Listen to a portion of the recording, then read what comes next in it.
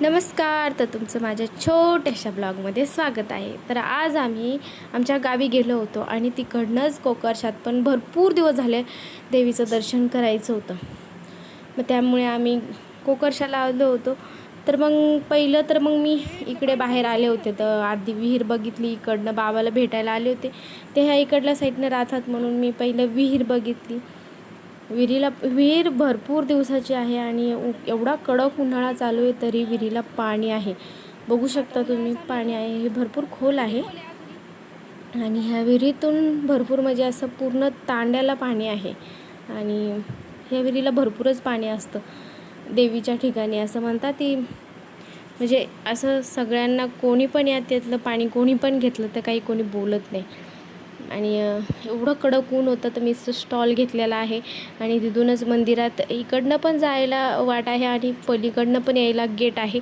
पण मी मागून आले होते कारण की मी बाबाला भेटायला गेले होते पहिले, आजी बाबाला. आणि इथे ते दिसतात तुम्हाला, ते जावळं बांधलेले आहेत. पहिला आम्ही फ्रेश होतो आणि नंतरच दर्शनाला जातो. तर इकडे फ्रेश व्हायला, तोंड हातपाय धुवायला नळ आहे आणि प्यायला पण इकडं प्यायच्या पाण्याचे असे थंडगार माठ ठेवलेले होते. तर माझ्या सासूबाई गेलेल्या आहेत हातपाय धुवायला. आणि एवढी लिंबुनीची एवढी सावली पडते दाट अशी.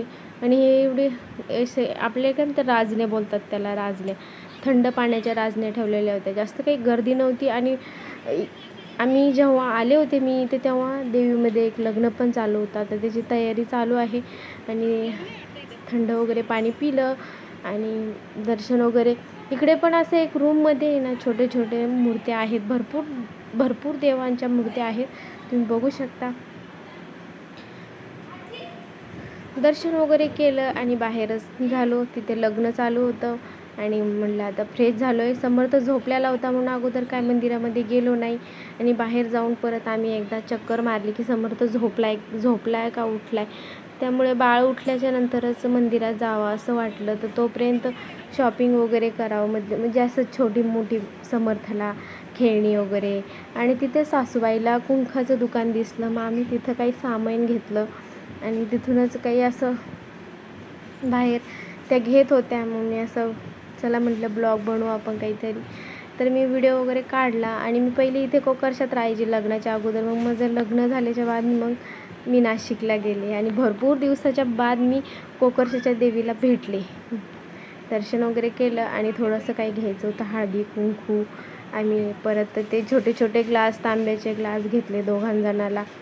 म्हणजे आमची ते 2 बाळं आहे, आम्ही त्यांना घेतले. थोडीशी शॉपिंग केली छान अशी आणि मस्त वाटलं. एवढं कडक ऊन होतं तरी पण काही वाटलं नाही. आणि त्या घेत होत्या. थोडंसं कुंकू घेतलं देवाला, हार घेतले, छोटे छोटे हार घेतले. इथे भरपूर असं मूर्त्या होत्या, असं वाटत होतं काय काय घ्यावं, पण त्यांनी घेतलं. आणि तिथून थोडंसं शॉपिंग वगैरे केली. तरी पण समर्थ झोपलेला होता आणि मग तो उठूस तर आम्ही शॉपिंग वगैरे केली. आणि त्याच्यानंतर मग त्याला उठल्याच्या बाद मग आम्ही परत मंदिरात गेलो. दर्शन वगैरे बघू शकता किती गर्दी होती.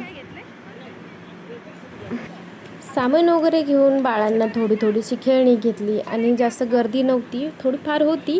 म्हणजे लग्न वगैरे चालू होते म्हणून त्यामुळे गर्दी होती. पण आता जत्रा वगैरे संपलेली होती आणि जास्त काही गर्दी नव्हती. पण खेळणीचं एक दुकान होतं.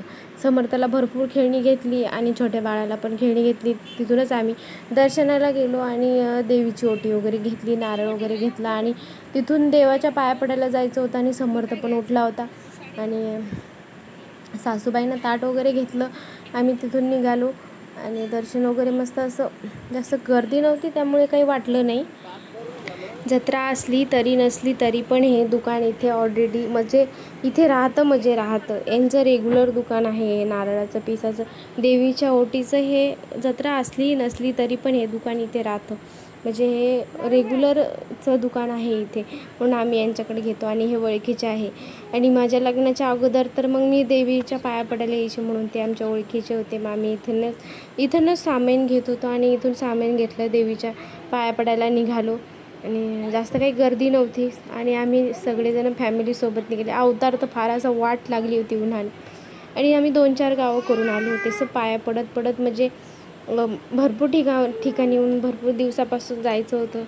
आणि उन्हाळ्यात तर सारं असं चेहऱ्याचं तर वातावरणच चेंज झालं होतं. मग मी मंदिरात पण आलो, दर्शन वगैरे पण एवढं छान वातावरण होतं ना, मस्त थंडगार होतं मंदिरामध्ये. दर्शन वगैरे इथूनच सुरुवात केली आणि ओटी वगैरे भरायची होती.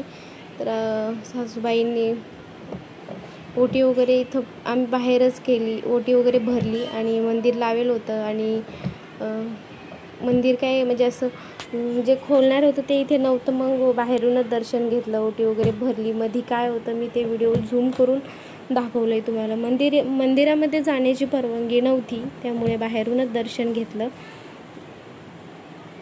ओटी वगैरे भरून आरती वगैरे केली आम्ही. तुम्ही बघू शकता, मी सगळं तुम्हाला दाखवतच आहे. आणि समर्थ पण एवढा शांत बसेल होता, एकदम शांत. किती छान देवीचं रूप दिसतंय. छान अशी आरती वगैरे झाली, एवढं छान वाटलं आरती वगैरे झाल्याच्यानंतर. आणि प्रसाद वगैरे दिला, सगळ्यांना नारळ फोडलं, आरती वगैरे मस्त केली. समर्थ पण घेतली, सगळ्या आमच्या फॅमिलीनेच आरती घेतली. आणि समर्थ मध्ये करत होता, असं वाटलं त्याला चटका वगैरे भाजल, पण नाही.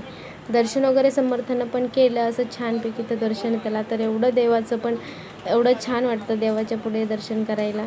मग दर्शन वगैरे केलं आम्ही. आणि त्याचं मंदिरापुढे नाही का असं देवीला गोल गोल फेरा मारतात, तर ते आम्ही मारत होतो, तर समर्थ पण मारत होता. तर माझा व्हिडिओ कसा वाटला तुम्हाला कमेंटमध्ये नक्की सांगा. आणि मला भरपूर म्हणजे दिवसापासून मला कोकर्शीच्या देवीला जायचं होतं. आणि म्हणजे लग्नाच्या अगोदर तर मी रेग्युलर जायची, कारण की तिथूनच माझे कॉलेजची, मी शाळेमध्ये जेव्हा होते तेव्हापासून कॉलेज संपूस तर मी तिथूनच माझी वाट होती. मग त्यामुळे मी दररोज भेटायची, मंदिरात जायची, पाय पडायची. आणि आता म्हणजे लग्न झाल्यापासून तर कोकर्शा देवीला मी 4 वर्ष झाले गेली नव्हते, म्हणून आता गेले म्हणून मी व्हिडिओच काढून ठेवला, कारण की मला आठवण म्हणून. तर व्हिडिओ कसा वाटला मला कमेंटमध्ये नक्की सांगा. तर एवढं छान होतं मंदिरामध्ये, मस्त वातावरण होतं आणि सगळ्यांनी असं एन्जॉय केलं आम्ही. आणि थोडंसं इथे मंदिरामध्ये बसलो आणि समर्थ एवढं मस्त खेळत होता. भरपूर असं छान असं वाटलं इथे आणि शांतता होती म्हणून. तर व्हिडिओ कसा वाटला मला कमेंटमध्ये नक्की सांगा. आणि खरंच मला कमेंटमध्ये नक्की सांगा व्हिडिओ कसा वाटला असेल, कारण की कोकर्शा देवीमध्ये पहिल्यापेक्षा भरपूर अशी सुधारणा झालेली आहे. आणि इकडे मंदिरामध्येच महादेवाची मूर्ती पण आहे आणि नंदीची पण आहे, तुम्ही बघू शकता. आणि इकडे बाया सगळ्या बसल्या होत्या थोडासा आराम वगैरे करायला. त्या पण लग्नाला आल्या होत्या वाटते, लग्नाला आले का दर्शनाला आले मला माहिती नाही, पण आल्या होत्या. आणि इथे पण महादेवाच्या मूर्तीचं दर्शन वगैरे केलं, समर्थानं पण केलं. आणि मंदिरामध्ये एवढे मोठे कूलर लावेल होते, तर असे गरम असं होतच नव्हतं. बाहेर एवढं कडक ऊन होतं आणि गरमी पण फार होत होती. तर सगळ्या बाया निघाल्या होत्या, कारण की त्या लग्नालाच आल्या होत्या बहुतेक असं वाटतं, कारण की देवीमध्ये पण एक लग्न चालू होतं सध्या, आता थोड्या वेळानं लागणारच होतं. व्हिडिओ कसा वाटला मला कमेंटमध्ये नक्की सांगा.